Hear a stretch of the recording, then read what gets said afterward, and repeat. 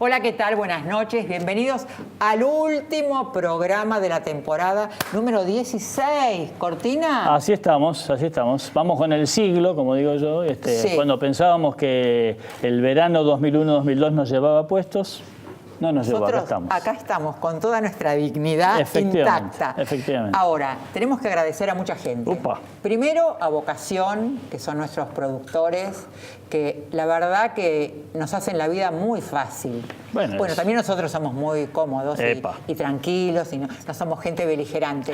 Pero no, hicimos una sociedad... Es esta sociedad que viene desde 2001, como decimos, claro. Que hicimos una gran sociedad con todos. Segundo, vamos a agradecer al Estudio Digital TV, que nosotros este año hicimos un cambio, más allá de cambiemos, pero cambiamos de estudio. Y la verdad que los muchachos, como siempre dice Beto Casella, lo mejor está detrás de cámara, la hicieron re fácil, la hicieron cómoda, están puntuales, es muy grato trabajar con ellos. Tercero, a Celina González Balcarce, que nos viste desde hace también 16 años. Desde el principio también, claro. ¿Y qué más? Puedo agradecerle a Renzo, que me peina hace más de 16 años. Y fundamentalmente yo, en lo personal, quiero agradecerle a Cortina. Porque no es fácil tener un socio, no es fácil en este negocio. Bueno, ni tener un matrimonio de 16 años es fácil, ni un novio de 16 años, ni ninguna relación que dure 16 años es fácil. Por lo tanto, Cortina, quiero decirle que el primer brindis, además de todo, es por usted. Muchas gracias y la verdad que has retribuido porque también es cierto, más allá de que, bueno, yo tengo un carácter más o menos flexible, qué sé yo, del lado de Ani Ventura también hemos encontrado lo mismo. Uno hubiera pensado, puy, voy a trabajar con una estrella de la televisión. Bueno, aquí está la estrella de la televisión, que así como la ven, es igual detrás de cámara. Y eso la verdad que se agradece mucho. Que ella es más brillosa que brillante.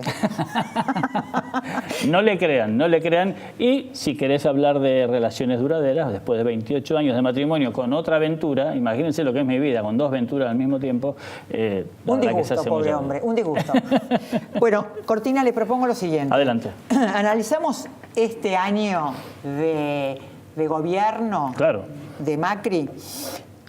Primero, me parece que hay algo bueno, y hay algunas cosas, bastantes cosas malas, pero una cosa buena que me gustó fue que se recuperó la institución del Parlamento. Una institución, el Parlamento volvió a ser un lugar de debate, volvió a ser un lugar de negociación, volvió a ser un flujo de ideas que iban y venían y propuestas. Eso me pareció muy, muy interesante. Sí, mal que le pese al gobierno a lo mejor, porque la verdad que la ha tenido bastante dura, como lo está demostrando justamente en estos días la discusión sobre el proyecto de reforma del impuesto a las ganancias, ¿verdad? Pero es cierto que las ideas se debaten, ya no es una escribanía, digamos. Y otra cosa también que me parece interesante es que el diálogo se ha convertido en un estilo. La negociación está siempre presente, ¿no? Con este gobierno. Y el peronismo ha aprendido o está aprendiendo a hacer oposición. Igual está totalmente dividido. Me parece que también es un momento donde se cuestiona el liderazgo y la conducción de Cristina Kirchner. Y también me da la sensación de que es muy importante el peronismo en este momento para las decisiones, porque no solamente el peronismo, sino la CGT tiene en sus manos muchas decisiones. Sí, vos tenés, como bien decís, un peronismo dividido que también en algún punto es una dificultad, pero bueno, se trata de negociar con los distintos bloques y ahí está el papel de Sergio Massa, ¿no? Con el Frente Renovador, que no deja de ser un desprendimiento peronista, queriendo tomar protagonismo en todo esto, ¿no? Yo les había comentado que a mí me parecía que este era un gobierno que no tenía plan económico, que empezó con los tarifazos, después le sacó al campo y a la minería las retenciones, todas las retenciones. Y me parece quedó solo para la soja, ¿no? En rigor, digamos. Sí, y me parece que fue así a los ponchazos, porque después tuvo que retroceder, ¿no? Me parece que en cuestión de lo popular, de la gente, entre la inflación, la devaluación, los argentinos que trabajan están un poquito peor que el año pasado. Claramente. El problema, como bien vos decías, Ani, es que el gobierno no parece aún hoy tener un plan integral, digamos, porque es cierto que había muchas cosas que solucionar, que había muchas medidas que tomar que seguramente iban a ser impopulares, y lo que se nota que no hay todavía es la puerta de salida, es decir, empezamos a corregir las distorsiones, pero nos quedamos con todo lo malo de esa distorsión de la corrección hoy, pero no tenemos para dónde vamos, digamos. Y yo te voy a decir, hay una cosa muy importante, que el gobierno, Mauricio Macri en particular, ensayó esta nueva idea de tener la economía dividida en varios ministerios, ¿verdad? Lo que antes era, bueno, en realidad a lo largo de la década kirchnerista podríamos decir dos básicamente, ¿verdad? El Ministerio de Economía, en el final Axel Kicillof, el Ministerio de Planificación Federal, con todo el área de servicios públicos, obras y demás, durante todos los más de 10 años, los 12 años de kirchnerismo, a cargo de Julio De Vido. Hoy todo eso se divide en básicamente casi 5 ministerios. Esa era una apuesta de Mauricio Macri para decir, aquí nadie tiene más poder que yo y yo voy a coordinar. Y voy a tener al jefe de gabinete y a los 2 vicejefes de gabinete para coordinar todo esto. Bueno, parece que esa coordinación no le estaría resultando, como dicen ahora los jóvenes, ¿verdad? Porque tenés a Francisco Cabrera en el Ministerio de Producción, tenés a, claro, Alfonso Pratgay en Hacienda y Finanzas, todo lo que es sector público, digamos, todo lo que son finanzas públicas, Guillermo Dietrich en el Ministerio de Transporte, Juan José Aranguren en el Ministerio de Energía, y dentro del Ministerio del Interior todo el área de obras públicas, no de transporte, que las maneja Rogelio Frigerio. Todo eso es una mesa bastante difícil de coordinar, con una persona en particular que incluso en estos días se habló de su probable salida. Parecería que no va a ser tan grave, pero es cierto que la figura de Alfonso Pratgay ha quedado bastante devaluada después de toda esta pelea por ganancias, ¿verdad? Y toda esta pelea por ganancias también lleva aparejado que hubo paritarias y que cada vez el salario de los trabajadores está más devaluado. Seguro. El otro tema es que... Ahí te digo concretamente, hay alrededor de 10 puntos de pérdida de poder adquisitivo a lo largo de este año. Esto es, los salarios aumentan, pero aumentan menos de lo que aumenta la inflación. Esa diferencia son más o menos 10 puntos que en definitiva se reflejan en el bolsillo. Si uno mira las estadísticas de consumo, 7,5% en los últimos 3 meses de caída, ¿verdad? Y el otro tema para mí son toda la gente que ha quedado sin trabajo, el trabajo en negro, y los empresarios, que creo haberlos escuchado decir que no piensan que van a tomar gente en el 2017. Efectivamente, por lo menos hasta el primer trimestre, la última encuesta que hay de una de las consultoras más respetadas en ese tema, no piensan tomar. Es decir, es una situación que uno podría decir normal dentro de esta normalidad bastante mala, digamos, ¿no? Y una cosa que parecía que venía como el Mesías, que eran las inversiones extranjeras, la verdad que están ausentes, incluso están ausentes las inversiones argentinas, salvo el campo que ganó mucho dinero, no hay inversiones. Efectivamente. Hay que decir una cosa en ese punto en particular, que cuando uno dice solo al campo le va bien, hay ahí un matiz para hacer que si al campo le va bien, hay muchos sectores que viven del campo, sobre todo en el interior del país, que también les está yendo bien, y por eso hay muchos pueblos o ciudades chicas del interior que están viviendo una situación bastante diferente y buena, digamos, respecto de lo que son las grandes ciudades, ¿verdad? Pero es verdad que aparece como el único brote verde, valga la paradoja, se está dando en el campo y no en otros sectores, ¿verdad? El otro tema es la justicia. Me parece que la justicia, que estaba un poquito aletargada, empezó hoy... Se está moviendo, claro. Sí, todos los jueces tienen un caso, y un caso para publicitar. Exacto, si no, parece que no existen. Si en el 2016 los jueces no aparecieron con los casos importantes a la vista de la prensa, no existieron. No, efectivamente. Porque se los está buscando hasta debajo de la alfombra. Efectivamente, claro. Y vamos a pedirle un poquito de, ya no digo celeridad, pero por lo menos que toda esa parafernalia que uno ve en los medios en algún momento tenga alguna sentencia, a favor o en contra, casi que ni me importa a esta altura, pero que se resuelvan. Bueno, nosotros después de los auspiciantes, a quienes también les agradecemos que nos acompañan siempre, vamos a poner al aire lo mejor del año, los mejores reportajes. Tenemos cortito espacio, pero vamos a poner lo que consideramos con el equipo lo mejor. Ya vamos.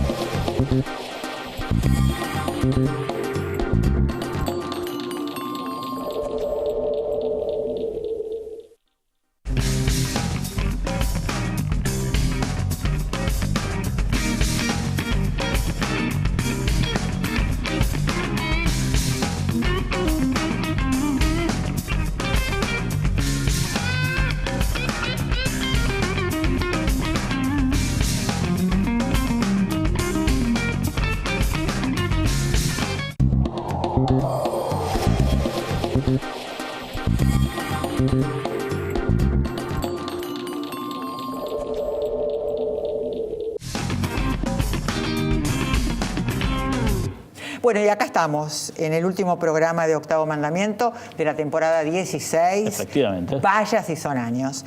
Nosotros, este año empezó con una tragedia en Costa Salguero, una fiesta electrónica, y hubo mucho debate si había droga, si no había droga, quién traía la droga, cómo eran las fiestas electrónicas. Y nosotros invitamos a Federico Pawlowski, psiquiatra y psicoterapeuta, hijo del gran Tato Pawlowski, que hacía un análisis de esto y decía lo siguiente.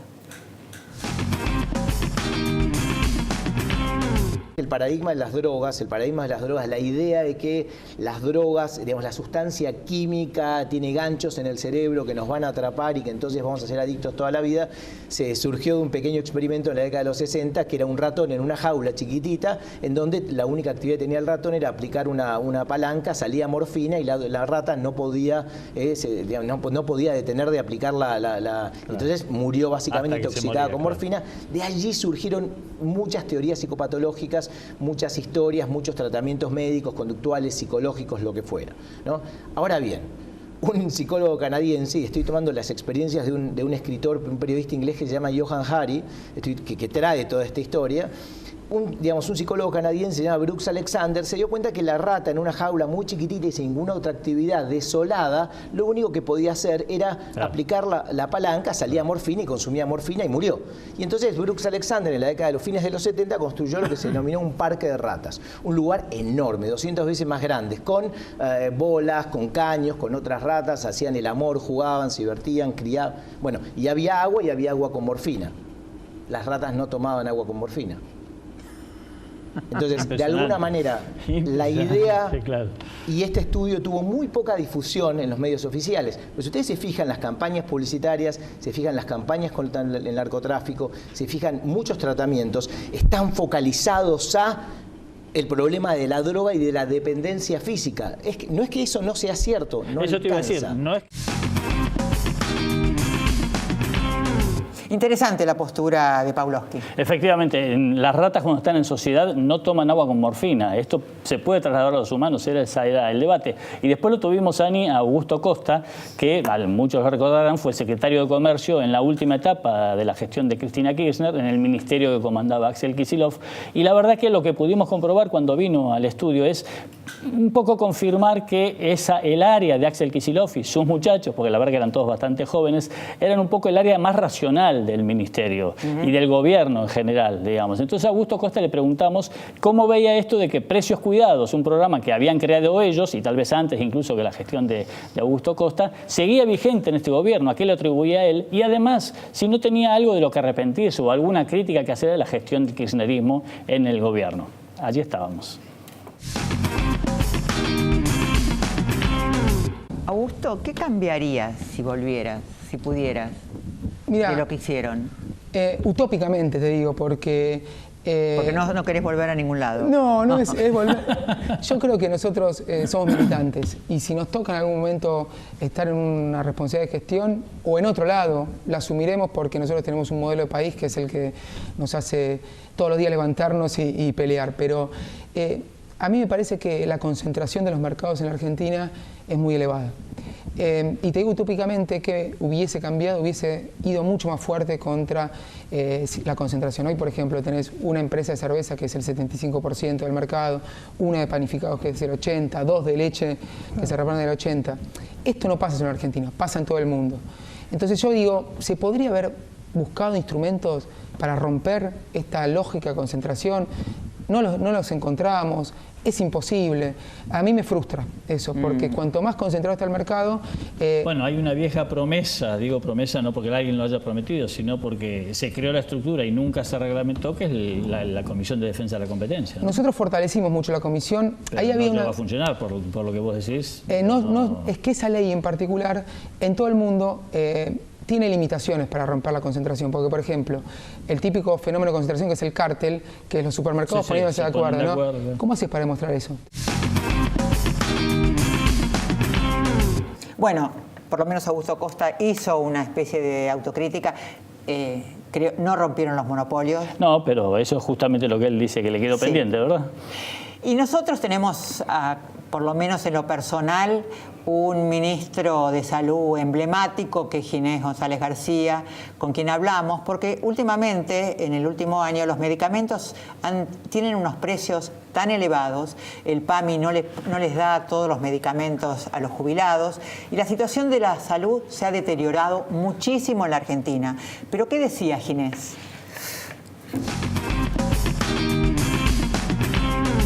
Viene una generación de nuevos medicamentos de un origen distinto, no químico sino biológico, los monoclonales, por ejemplo, cosas así, que valen precios absurdos, son imposibles de ser pagados. Es casi como una especie de extorsión a las sociedades. Estados Unidos hoy, los enfermos que tienen cáncer, el 3% quiebran individualmente como individuos, más allá del sistema de protección que tengan. Es decir, no se pueden pagar. Y eso no es una profecía para dentro de 20 años. Esto es una cosa que te empieza a pasar ya, pero que rápidamente se va a extender. Todos los nuevos medicamentos tienen ese origen.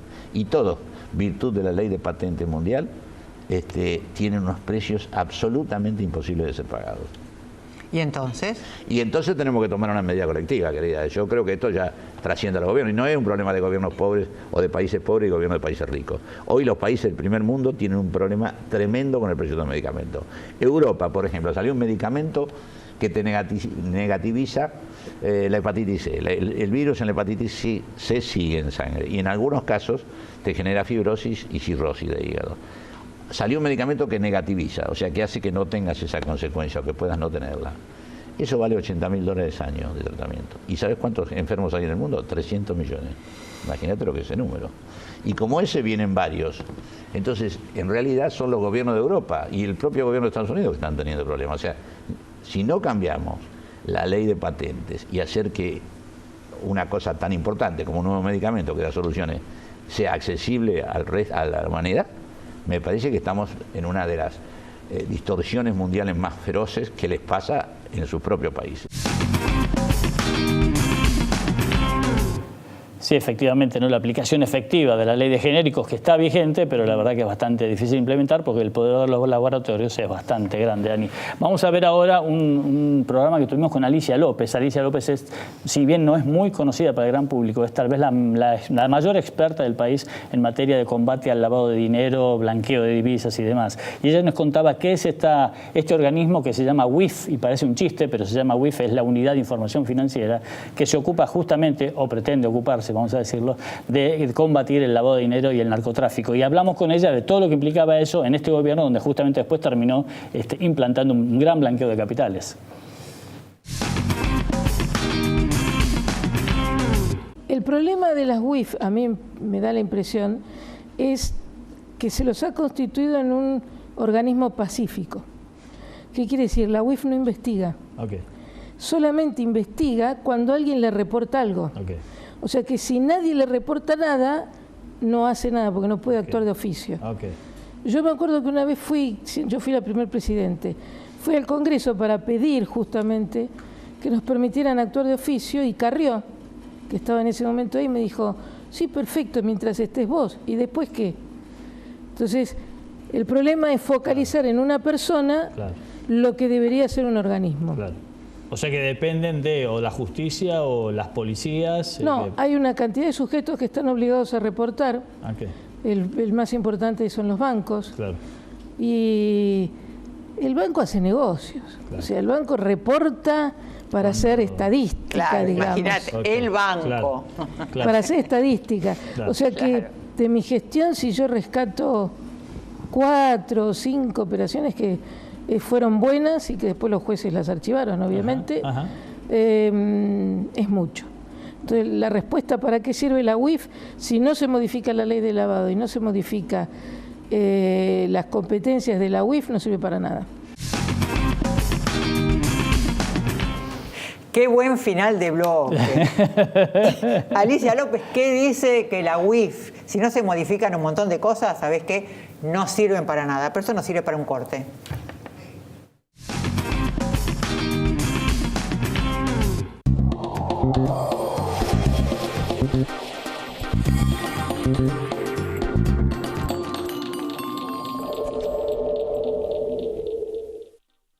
Citi, la institución financiera más global del mundo desde 1914, acompañando el crecimiento del país. LATAM y vos, juntos, más lejos.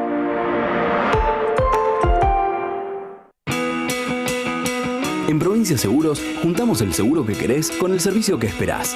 Asegura tu auto en Provincia Seguros y tené el mejor respaldo. Llama al 0810-222-2444. Consulta con tu asesor de seguros o en nuestras sucursales. Nuestro compromiso es con vos. Provincia Seguros, una empresa del Grupo Provincia.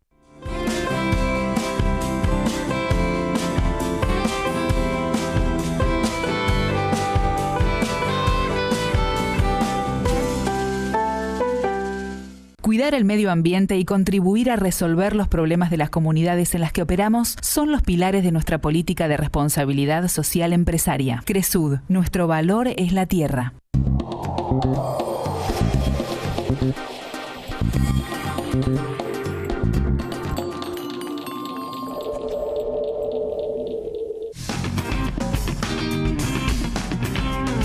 Y acá estamos de nuevo con la temporada, finalizando la temporada, último programa de la temporada número 16 de Octavo Mandamiento. Y nuestra obsesión también este año fue ver qué pasa con el peronismo. La fuerza de oposición más importante, si se divide, si no se divide. Y hay un personaje emblemático que hizo como una especie de panquequeada, según algunos, y que se escapó del bloque. Diego Bossio, que ahora es diputado nacional del bloque y exdirector del ANSES. ¿Qué decía del peronismo, el que muchos llaman traidor y otros lo aceptan con mucho agrado? ¿Qué decía Diego Bossio? Un camino de renovación, de reestructuración, de nuevas prácticas, de dirigentes que puedan liderar con el ejemplo. Hay intendentes jóvenes, Martín, Menéndez, hay un grupo de intendentes, ayer estuvimos en Castelli junto con Francisco Charri, es muy amigo, 36 años, o sea, hay un grupo de intendentes jóvenes, gente sana, gente que efectivamente trabaja por su pueblo, que nosotros queremos impulsar. Y ni hablar los gobernadores, ¿no?, que son una voz muy autorizada. ¿Vos crees que el peronismo tiene un problema de conducción o de liderazgo?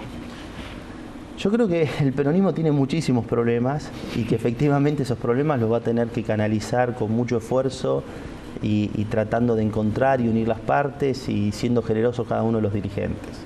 Hay un factor central que tiene que ver a la hora de encontrarse, que es la generosidad. Los liderazgos van a surgir cuando se ganen las elecciones, previamente o cuando haya candidatos, previamente los liderazgos...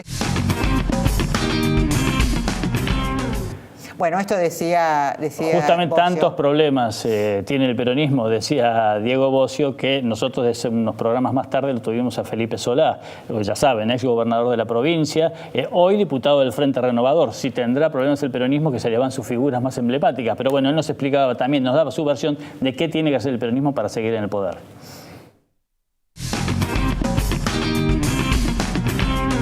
Le conviene mucho al opositor, al gobierno. ¿Qué falta? ¿Liderazgo? ¿Conducción? No. ¿Qué le falta a este peronismo? No, la falta de liderazgo, conducción, que se repite permanentemente, lo que hace es limitar las posibilidades de que alguno aparezca y lidere y conduzca. Porque siempre estamos frente a un desierto y no es tan cierto. Ahora, lo que sí pasa es que venimos de una derrota. Y por primera vez hubo una interpretación del peronismo, la de Cristina Fernández de Kirchner, más que la de Kirchner, dogmática, sectaria, cerrada, y que, digamos, fue uno de los temas centrales por los cuales, una de las razones centrales por las cuales triunfó en elecciones legítimas la centro-derecha argentina, que cree en el liberalismo, en el neoliberalismo económico, y ganó. Y le ganó a todo el resto de la Argentina. Claro. Cristina lo hizo. Le ganó, a ver... Ahora, Cristina lo hizo y no supieron tampoco el resto neutralizarlo, digamos. No, pará, Cristina lo hizo. Sí. Aníbal Fernández no es mía. Perfectamente, claro. Perfectamente. Cristina lo hizo. Sí, claro. Y no Julián, claro. El no apoyo de Scioli, que no era un buen candidato, pero el no apoyo hasta 15 días antes, Cristina lo hizo.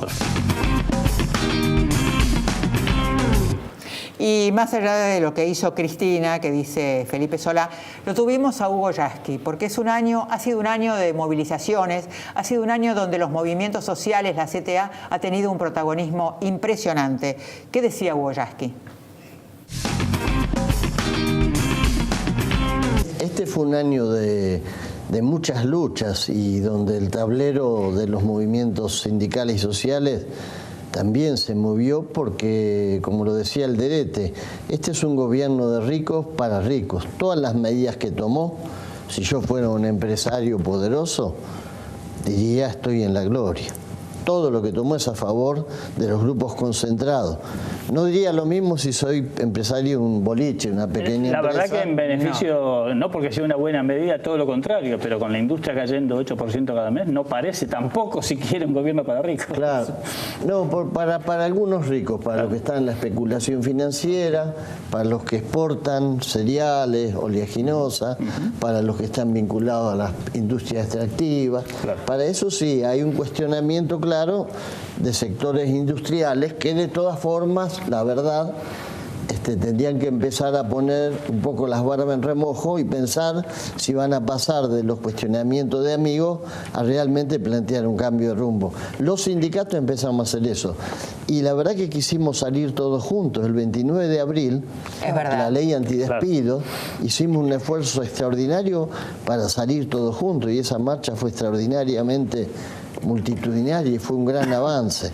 Después, lamentablemente, vino como una especie de quiebre porque la CGT estaba definiendo su interna, tiene una relación, hay muchos dirigentes sindicales de la CGT que quisieran seguir la luna de miel con el gobierno y por eso después salimos las dos CTA, porque además nuestros gremios están sufriendo muy duramente las políticas que están tomando, porque los trabajadores están, la verdad, pasando hambre.